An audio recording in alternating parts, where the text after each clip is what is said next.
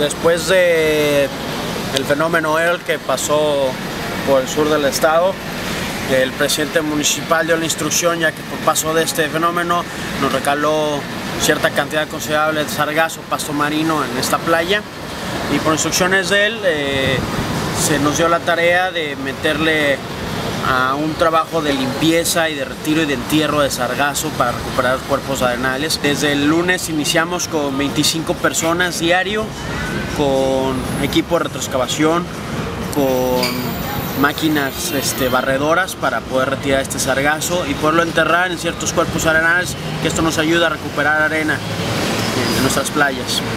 Calculamos que habían unos 8,000 metros cúbicos aproximadamente de pasto marino en un territorio de más o menos 1 kilómetro de distancia.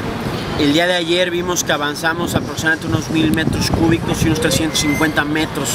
Fue lo que se avanzó con estos trabajos ya de 2 días de trabajo. Entonces nosotros estimamos que si seguimos así, pues esperamos que para los principios de la próxima semana ya poder tener esto al 100%. La corriente igual nos está ayudando mucho, hoy al parecer amaneció mucho mejor y vamos a seguir hasta tener la playa digna como se debe tener. Todos los comercios turísticos que están aquí alrededor se han sumado al esfuerzo, han estado trabajando, sacan trabajadores a apoyarnos, nos ayudan con bolsas, nos ayudan con todo lo que se requiere, y eso habla de una buena coordinación de gobierno con el empresario, con la empresa turística.